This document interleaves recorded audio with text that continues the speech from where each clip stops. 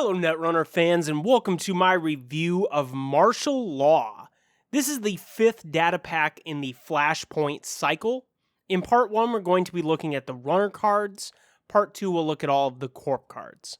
First up, we have a new Icebreaker for Anarchs. This is MK Ultra. It's 2 to play, it's 1 MU, it's 2 influence. It's a 1 strength Icebreaker killer. Whenever you encounter a sentry, you may install MK Ultra from your heap, paying all install costs. It has 3 credits, plus 2 strength, break up to 2 sentry subroutines if able. This is the third of these install from heap icebreakers, and I think this one has a lot of comparison to Black Orchestra. Paperclip is pretty clearly the best, and Black Orchestra has seen a fair amount of play just because it's a more flexible code gate solution than something like Yogg. If you just want a efficient way to run over low-end sentries, Mimic is clearly more efficient, but it's not as flexible since it has that hard strength cap on it. Whereas this can break any sentry, albeit not in the most efficient way. So I think that really matters the most if you're already playing a really efficient alternative breaker like Faust or Eater or something like that. This could be a good alternative to playing your Mimic, mainly because it interacts with a lot of stuff in Anarch that puts cards in the heap. So we're talking about Max or Inject or maybe the recent Frantic Coding. Cards like that are just going to dump a bunch of stuff into the heap. That's going to make it a lot easier to use and justify a card like this. And the biggest thing is if you're relying on an AI breaker, having a solution to an anti-AI card, like if you run into Swordman or whatever, you're going to need something like this to deal with it. Next up, we have a new event for Criminal. This is On the Lam. It's 3 to play, it's 2 influence, it's a conditions subtype. Install On the Lam on a resource as a hosted condition counter with the text, trash, avoid up to 3 tags or prevent up to 3 damage. Before we talk about this card, let me just clarify that when it says trash, it's referring to the counter itself, right? So the resource is not getting trashed. That's something I've seen a lot of people be confused about. With that out of the way, let's look at this card. This is expensive, but I think it has some pretty powerful and decent uses against certain metagame effects. First of all, avoiding tags is awesome. That's going to allow you to avoid the tags from breaking news. I think that's pretty critical. If they go to hit you with some sort of breaking news boom, or maybe exchange of information or something like that, you can use this to prevent those tags. That's going to help a lot. It's also going to help you fight something like hard-hitting news or, mid-season or something like that. The other thing I noticed that's pretty interesting is that the preventing damage is untyped. So, in other words, you're going to be able to use it against meat damage, against net damage, or brain damage. That's obviously pretty good. If you run into a snare, you can use this. If you run into a cerebral overrider with a bunch of counters, you can use it as well. That's really strong. Now, this hosting it on a resource, I think that's a really interesting and pretty sweet design. If you are tagged, obviously the corp could just trash that resource on their turn. That's going to make this card have a little bit of a liability. You don't want to float a bunch of tags and then put this on a resource that they can trash. So that requires a little bit of finagling. It's a little trickier to use. But I think it's also fair to say, especially in Criminals, that it being an event sort of mitigates some of that because most Criminal decks play some number of copies of Same Old Thing. So you'll be able to get this back with Same Old Thing. And that's going to be really useful in the matchups where this is really strong. I'm a big fan of this card. I think this is a really smart design. I like that they're exploring a little bit more with the hosted condition counter effects. And I think this is a really timely card that's going to fit right into the metagame because there's so many tag decks floating around. Next up is a new event for Shaper. This is Cold Read. It's 0 to play, it's 1 influence, it's run, and it's stealth. Make a run and place 4 credits on this card, which you can only use during this run. When the run ends, trash 1 program, cannot be prevented, used during this run. This is a really sweet, cool new tool for Shaper. First of all, it's stealth. So you're going to be able to use this along with stealth breakers. I talked about a lot in my last review that stealth is definitely on the uptick, and we've been seeing a lot more stealth just generally being played. This is going to be basically a stim hack sort of effect for stealth decks, and you're going to get 4 stealth credits. That's enough that you should be able to get into basically any server. Now, on top of that, you don't necessarily have to use this just in that way. One thing that I think is really clear with this is that it's good at just trashing random stuff. Like if you just need to run and trash an asset, this just basically gives you 4 credits to do that. That makes it kind of a clickless, sure gamble in a way, which is pretty sweet. On top of that, you could funnel these 4 credits through Personal Workshop or maybe SMC. As long as you can end the run without having used a program, you're not going to have to take this downside of trashing a program that you used. It's only going to be in the first situation that I was talking about where you're going to actually pump these credits through breakers or something like that you're actually going to have to suffer the downside. I think as long as the metagame has a bunch of trashable assets, which is for the foreseeable future I think is going to be true, this card, I think, is definitely going to be considerable in those stealth decks because it's a nice surprise if you really just need to crack a server, but it's also going to be decent if you just need to get rid of some critical asset without bankrupting yourself, and this will be a nice supplement to your economy in that way. Next up, we have a new program for Shaper. This is Equivocation. It's 2 to play, it's 1 MU, it's 3 influence, it's unique. Whenever you make a successful run on R&D, you may reveal the top card of R&D. If you do, you may force the corp to draw that card. This seems pretty good to me, and I definitely think this will see some play. First of all, this is going to let you dig a little bit deeper on your multi-accessing. That's really strong. If you keep running into like a hedge fund or some sort of operation out of R&D on a multi-access, you can make them draw that, assuming it's the top card. That's going to get you 1 deeper. The maybe less obvious and I think kind of more important aspect of this card is if you're playing against a deck that has nasty stuff in R&D. So if you run and you see a snare or like a news team or something like that on top of their deck, you can just make them draw it. That's going to get you into fresh cards that are hopefully something more useful. Now, the downside of this card is obvious, which is you're letting the corp draw more stuff.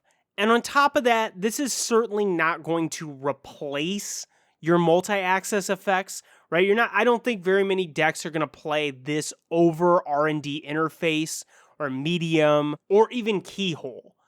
I don't think this is going to replace those effects. So if you have a deck slot for something like this to make those a little better, that's maybe good. But if you've heard me say this before in my reviews, you don't need to play cards to make medium better, right? Medium wins the game on its own. You don't need to play cards to make medium better. And that, I think, is really going to crunch the playability of this. If you're playing against decks that have nasty stuff in R&D, I think that gives it enough utility where it can maybe fit into your deck. But if you're just looking for a way to make multi-access better, just play more multi-access. Next up is another program for Shapers. This is Misdirection. It's 0 to play, it's 1 MU, it's 2 influence. It has double click, X credits, remove X tags. Here's another anti-tag effect, and this one to me feels very, very Shaper, right? How does Shaper deal with a problem? It gets a program for that. Now this is obviously pretty inefficient if you're dealing with a small number of tags. You don't really want to play a 1MU program that costs double click and some credits to deal with 1 or 2 tags. Now, if you're running into, say, hard-hitting news, this looks a little bit more appealing. And luckily, we're in a metagame where you're seeing quite a few of these mass tag effects. I think this absolutely excels, though, against sync, because you're not going to have to deal with the extra credit per tag thing that you normally have to deal with sync. That's already pushed a card like networking into playability, and so I think maybe as sort of a silver bullet tutor, this could work its way into a few decks, especially in sync-rich metagames. But outside of the NBN big tag sort of environment, I really don't think this is going to be good enough to see much play. Next up, we have a card for good old Apex. This is Reaver. It's a 2-to-play program, 1 MU, it's 4 influence. The first time you trash an installed card each turn, draw a card. At first glance, I think this seems like it's going to be incredibly good for Apex, right? You've got all this stuff you want to trash, you're going to trash stuff, that's going to draw you cards. But I have some serious reservations about this. First of all, it's going to draw you cards after you've set up, right? One of the core problems I've had with Apex is actually the trashing of the cards. You have plenty of stuff to trash, but what are you going to use reliably to trash your stuff? Chopbot, or maybe Endless Hunger, your Icebreaker, Heartbeat, your console. Those are going to give you ways to trash stuff, but that's basically after you've already set up. You need to draw those cards before you set up, not after, right? You need those cards to get set up. So this, I think, might come to the party a little late. The other thing is the MU requirement. You're already going to be tight on MU if you're trying to use Endless Hunger. So it seems to me like this card really makes you choose which one of those two you would rather do. I could see maybe trying to go the Chopbot route and using this with Chopbot as your main way to trash stuff. That could maybe be okay. But it seems like this card's definitely going to have some tension with Endless Hunger just because Endless Hunger is a 4 MU program. It's tempting maybe to consider this outside of Apex with Aesop's Pawn Shop, but I think the biggest problem with that is obviously 4 influence.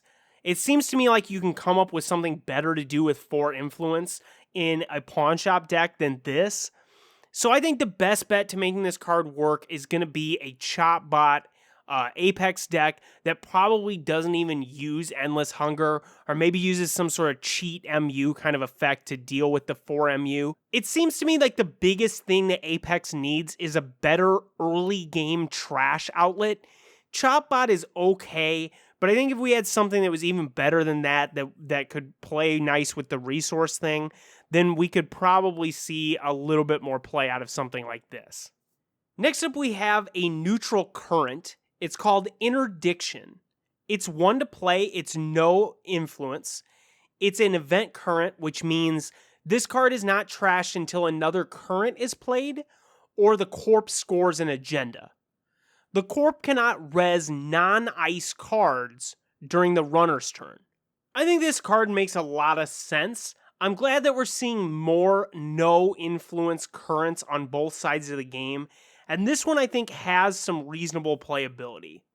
The biggest thing that I think that this is going to have going against it is that there's already a bunch of really great currents to play on the runner side. Rumor Mill definitely encroaches on this thing's territory.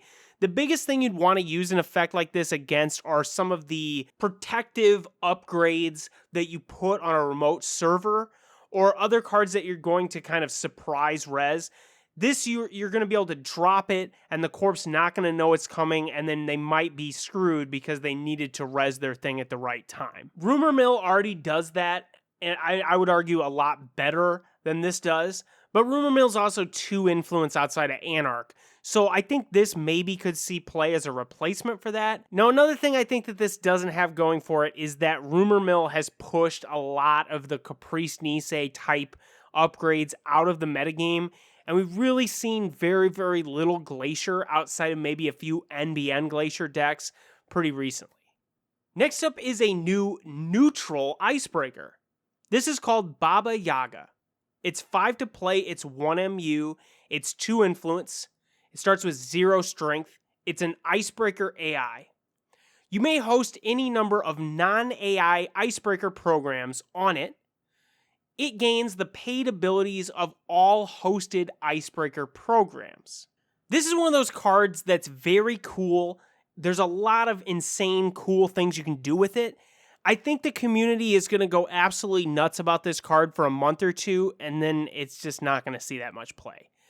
The biggest thing about it is, like a lot of people have pointed out, it's really good in Criminal, because you've already got a lot of criminal icebreakers that have some sort of downside that this could negate. So if you put Breach on it, or Fairy, or cards like that, Icebreakers that have some sort of downside that this could circumvent, it's still going to gain their paid abilities. That's really strong. The same is also going to be true with stuff outside of criminal. Yogg is a pretty obvious example. That's really cool. You could put Sharpshooter on it to pump its strength really high. You get two strength per credit. That's really good. You could use like Gordian Blade or Inti to have it have the strength preserved, which is really strong because you could run into a bunch of different ice and it could already be matched strength. You could also maybe look at some sort of stealth setup with this because you can play Switchblade. That lets you pump your strength super sky high against everything. And it would make it so you could kind of consolidate your use of stealth credits. Now, with all of that cool stuff aside, I think the biggest problem with this card overall is just the setup time. Like, stealth already has a lot of setup time, and one of the reasons why I was really happy with Smoke and Netrunner was that I felt like it reduced the amount of setup time you needed to be really effective with your stealth credits. This is just going to add to the setup time. It's going to make your rig bigger and make your stealth setup even stronger, but it's going to add to your setup time. And I think the same thing is true to some degree with the criminal decks. One of the strongest things about playing criminal is that it can be pretty aggressive right out of the gate, and this is not going to be all that conducive to that. You're not going to be able to just special order up one breaker and deal with everything. You're going to have to special order up this and then hopefully draw that fairy or whatever it is later on. That's going to probably mean you have to play a lot of copies of Icebreakers in your deck. Another thing to keep in mind with this is that it's AI. So if you run into any of the anti-AI hate, you're going to have, the appropriate regular breaker right along there. I think that's kind of a big downside for this. The other obvious downside is that it hosts the programs, right? So if Marcus Beatty shows up or something like that just kills this thing, that's going to be a pretty big loss. You're basically going to lose your whole rig with just this dying. I don't know. I really want to like this card. This is triggering a lot of my combo sort of Johnny instincts, but I really think that this is going to be kind of cumbersome to use and is probably only going to see play in some very specialized instances.